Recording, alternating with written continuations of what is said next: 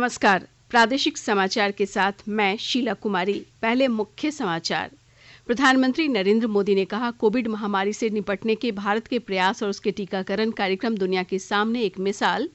मन की बात कार्यक्रम में नरेंद्र मोदी ने की झारखंड के दुमका जिले में कोरोना काल में बच्चों की पढ़ाई के लिए की गई अनोखी पहल की सराहना। लोकसभा में कल पेश किया जाएगा वित्तीय वर्ष 2021-22 के लिए केंद्रीय बजट। झारखंड के व्यापार जगत को हैं कई उम्मीदें। और रांची समेत राज्य के कई इलाके शीतलहर की चपेट में। कई जिलों में न्यूनतम तापमान सामान्य से नीचे। अगले 2 दिनों में और बढ़ेगी ठंड। अब समाचार विस्तार से। कोविड-19 महामारी के खिलाफ देश एकजुट होकर लड़ रहा है। आप भी हमारे साथ सुरक्षा और बचाव के 3 आसान एहतियाती उपायों का संकल्प लें। मास्क पहनें, 2 गज की दूरी है जरूरी, सुरक्षित दूरी बनाए रखें, हाथ और मुंह साफ रखें। प्रधानमंत्री नरेंद्र मोदी ने कहा है कि कोविड महामारी से निपटने के भारत के प्रयासों और उसके टीकाकरण कार्यक्रम ने दुनिया के सामने एक मिसाल पेश की है। उन्होंने कहा कि भारत में सबसे बड़ा कोविड टीकाकरण कार्यक्रम चलाया जा रहा है और अन्य देशों की तुलना में तेजी से टीकाकरण किया जा रहा है। आज भारत दुनिया का सबसे बड़ा कोविड वैक्सीन प्रोग्राम चला रहा है। आप जानते हैं और भी ज्यादा गर्व की बात क्या है? हम सबसे बड़े वैक्सीन प्रोग्राम के साथ ही दुनिया में सबसे तेज गति से अपने नागरिकों का वैक्सीनेशन भी कर रहे हैं। सिर्फ 15 दिन में भारत अपने 30 लाख से ज्यादा कोरोना वॉरियर का टीकाकरण कर चुका है, जबकि अमेरिका जैसे समृद्ध देश को इसी काम में 18 दिन लगे थे और ब्रिटेन को 36 दिन। आकाशवाणी से मन की बात कार्यक्रम में प्रधानमंत्री ने कहा कि भारत में बना टीका उसकी आत्मनिर्भरता और आत्मगौरव का प्रतीक है। श्री मोदी ने कहा कि उन्हें कई देशों के राष्ट्रपतियों और प्रधानमंत्रियों से ऐसे संदेश मिलते हैं जिनमें इसके लिए भारत की प्रशंसा की जाती है। उन्होंने भारत को धन्यवाद देने वाले ब्राजील के राष्ट्रपति के ट्वीट का जिक्र भी किया। प्रधानमंत्री ने कहा कि आज भारत दुनिया की इसलिए सेवा कर पा रहा है कि वो दवाएं और टीके बनाने में सक्षम और आत्मनिर्भर है। उन्होंने कहा कि भारत जितना सक्षम होगा उतना ही अधिक मानवता की सेवा कर सकेगा। प्रधानमंत्री ने कहा कि दिल्ली में 26 जनवरी को कुछ उपद्रवियों द्वारा तिरंगे के अपमान की घटना से देशवासियों को बहुत दुख हुआ। उन्होंने कहा कि हमें आने वाले समय को नई आशा और नवीनता से भरना है। श्री मोदी ने सबसे अपील की कि वे कड़ी मेहनत करके अपने संकल्पों को सिद्ध करें तथा देश को और तेज गति से आगे ले जाएं। 26 जनवरी को तिरंगा का अपमान देख देश बहुत दुखी भी हुआ। हमें आने वाले समय को नई आशा और नवीनता से भरना है। हमने पिछले साल असाधारण संयम और साहस का परिचय दिया। इस साल भी हमें कड़ी मेहनत करके अपने संकल्पों को सिद्ध करना है। अपने देश को और तेज गति से आगे ले जाना है। आज मन की बात कार्यक्रम में प्रधानमंत्री नरेंद्र मोदी ने झारखंड के दुमका जिले में शुरू की गई एक पहल की चर्चा की। श्री मोदी ने कहा कि सरकारी मिडिल स्कूल के प्रधानाध्यापक डॉक्टर सपन कुमार ने लॉकडाउन के दौरान छात्रों की मदद के लिए गांव की दीवारों पर अंग्रेजी और हिंदी की वर्णमाला पेंट करा दी थी। प्रधानमंत्री ने मन की बात कार्यक्रम के दौरान डॉक्टर सपन कुमार के प्रयासों की सराहना की। आर्ट एंड कलर्स के जरिए बहुत कुछ नया सीखा जा सकता है, किया जा सकता है। झारखंड के दुमका में किए गए एक ऐसे ही अनुपम प्रयास के बारे में मुझे बताया गया। यह मिडिल स्कूल के एक प्रिंसिपल ने बच्चों को पढ़ाने और सिखाने के लिए गांव की दीवारों को ही अंग्रेजी और हिंदी के अक्षरों से पेंट करवा दिया। साथ ही उसमें अलग अलग चित्र भी बनाए गए हैं। इससे गांव के बच्चों को काफी मदद मिल रही है। मैं ऐसे सभी लोगों का अभिनंदन करता हूं जो इस प्रकार के प्रयासों में लगे हैं। प्रधानमंत्री नरेंद्र मोदी की ओर से राष्ट्रीय स्तर पर सराहना मिलने से दुमका जिले के डुमरधर विद्यालय के प्रधानाध्यापक डॉक्टर सपन कुमार बेहद खुश हैं। उन्होंने कहा कि आज उनके और उनके विद्यालय के लिए गौरव का दिन है। आज हमारे लिए काफी खुशी का पल है। मैं अपने आप को गौरवान्वित महसूस कर रहा हूं। माननीय प्रधानमंत्री श्री नरेंद्र मोदी जी ने हमारे विद्यालय में कोरोना काल में लॉकडाउन अवधि में गांव के हर घर की दीवारों पर ब्लैक बोर्ड बनाने के आइडिया की चर्चा मन की बात में की है।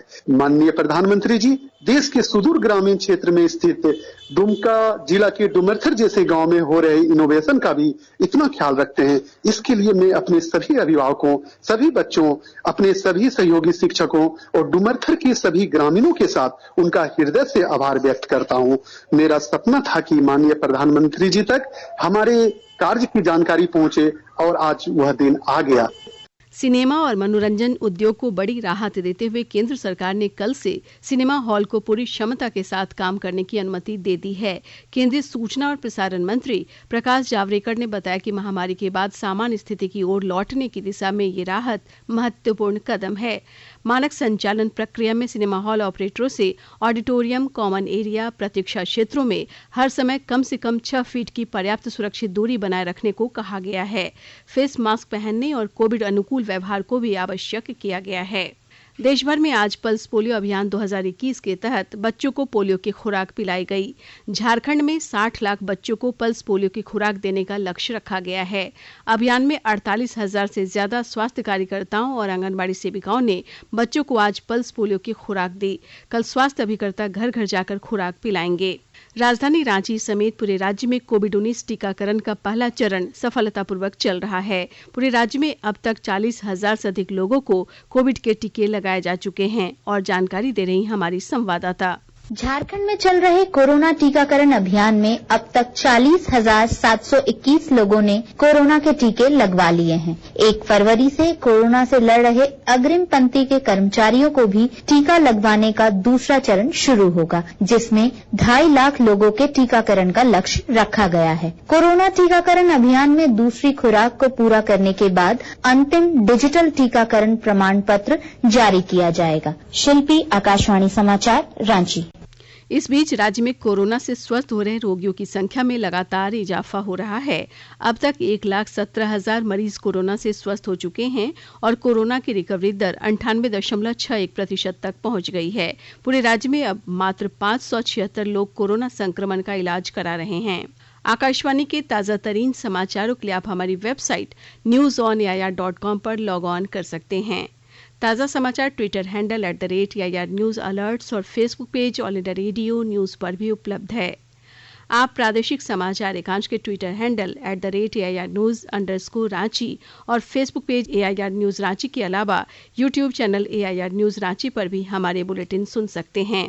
प्रादेशिक समाचार आप आकाशवाणी रांची से सुन रहे हैं और अब पेश है कोरोना से बचाव के कुछ संदेश।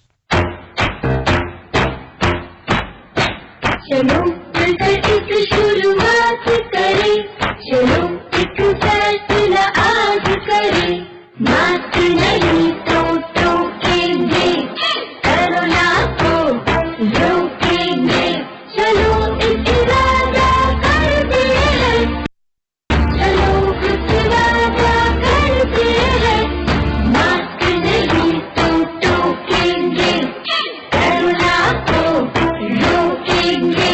भारत सरकार द्वारा जनहित में जारी। कोविड-19 से बचाव और सुरक्षित रहने के 3 उपाय। मास्क लगाएं, 2 गज दूरी है जरूरी, सुरक्षित दूरी रखें, हाथ और मुंह साफ रखें।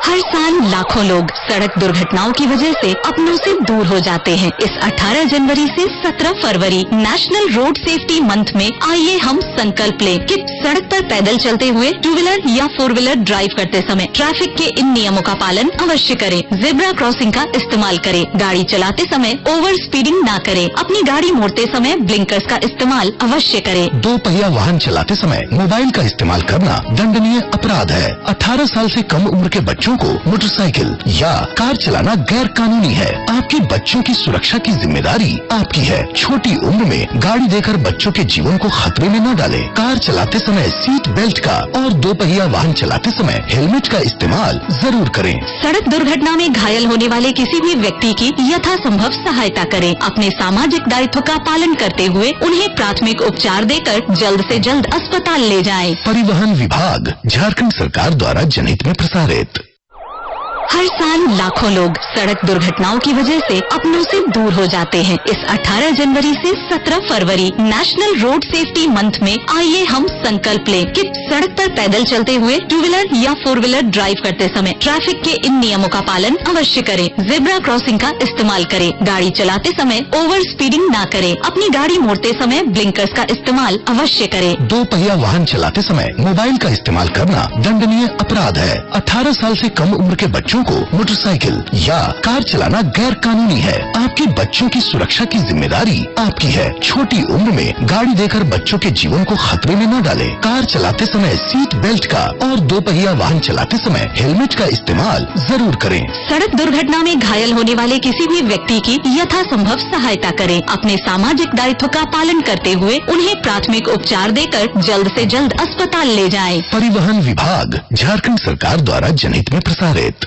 केंद्रीय वित्त मंत्री निर्मला सीतारमण कल पूर्वाह्न 11 बजे लोकसभा में वर्ष 2021-22 के लिए केंद्रीय बजट पेश करेंगी। झारखंड में व्यापारिक समुदाय तथा सूक्ष्म लघु और मझोले उद्यम से जुड़े लोगों को कल प्रस्तुत किए जाने वाले इस बजट से बहुत उम्मीदें हैं। झारखंड वाणिज्य और उद्योग परिसंघ के अध्यक्ष प्रवीण जैन को उम्मीद है कि जीएसटी को सरल किया जाएगा और अर्थव्यवस्था को बढ़ावा देने के लिए ऋणों पर ब्याज दर कम की जाएगी। आम बजट तो एक्चुअली सभी के लिए होता है, फिर भी झारखंड में चूंकि एक एमएसएमई सेक्टर के लिए हम लोगों ने आम बजट में लिखा है जो उद्योगों से जो प्रोक्योरमेंट पॉलिसी है को लागू करने पे विशेष ध्यान होना चाहिए और एमएसएमई सेक्टर पे और भी ज्यादा खर्च हम कैसे करें, बहुत ही कम रेट में से 2-3% पे अगले 4-5 वर्षों के लिए लोन की सुविधा हो, क्योंकि कोविड में कैपिटल का एक इशू रहा है। ये सब इश्यूज है जो हम लोगों ने बजट के अंदर में। केंद्रीय बजट से उम्मीद की जा रही है कि आयकर ढांचे में भी बदलाव किया जाएगा, जिससे खर्च करने के लिए आम आदमी के पास अधिक पैसा बचे। चार्टर्ड अकाउंटेंट नवीन डोकानिया ने इस बारे में उम्मीद जाहिर की। सरकार की ये मंशा है कि टैक्स स्ट्रक्चर थोड़ा सरल हो, जो आम लोगों के समझ में आए। खास करके में जीएसटी की बात करें तो जीएसटी में सरल करते करते और कॉम्प्लेक्सिटी बढ़ गई है, तो बजट में ये उम्मीद किया जा रहा है कि इसको थोड़ा सुदृढ़ कर करके इसका सरलीकरण किया जाएगा। इनकम टैक्स में की अगर बात करूं तो इनकम टैक्स में कुछ उम्मीद है कि एग्जेम्पशन का स्लैब बढ़ाया जाएगा। अभी जो एटीसी में छूट मिलती है वो 1.5 लाख रुपया मैक्सिमम सीलिंग है उसकी, वो बढ़ा करके 2 लाख रुपया किया जाए। राज्यपाल सह कुलाधिपति द्रौपदी मुर्मू ने महिला शिक्षा पर जोर देते हुए कहा है कि महिलाओं को मानसिक और शारीरिक रूप से मजबूत बनाना है ताकि वे सुरक्षित जीवन जी सकें। वे आज सिमडेगा जिले में बानो डिग्री कॉलेज और महिला कॉलेज का उद्घाटन करने के बाद अपने विचार व्यक्त कर रही थीं। राज्यपाल ने कहा कि महिलाओं को शिक्षा के साथ साथ खेलकूद और आत्मरक्षा की गतिविधियों पर भी ध्यान देना चाहिए। हम सब जानते हैं जो देश या जो समाज में महिला जितने शिक्षित है और समाज या और देश इतने ही प्रगतिशील है। विकसित समाज को आगे बढ़ाने के लिए या देश को या राज्य को आगे बढ़ाने के लिए महिला का शिक्षा जरूरी है। ऐसे नहीं कि महिलाएं शिक्षित नहीं है, राज्य जा नहीं पाती, इसीलिए ये उनके द्वार पे एजुकेशन पहुंचना चाहिए। राजधानी रांची समेत राज्य के विभिन्न हिस्सों में न्यूनतम तापमान में गिरावट आने से ठंड बढ़ गई है। मौसम विज्ञान केंद्र रांची के अनुसार राज्य में बादल छंटने के बाद अचानक ठंड बढ़ी है। मौसम विभाग ने अपने पूर्वानुमान में बताया कि अगले 2-3 दिनों तक तापमान में और गिरावट आएगी तथा ठंड में भी इजाफा होगा। राज्य के कुछ इलाके शीतलहर की चपेट में भी हैं।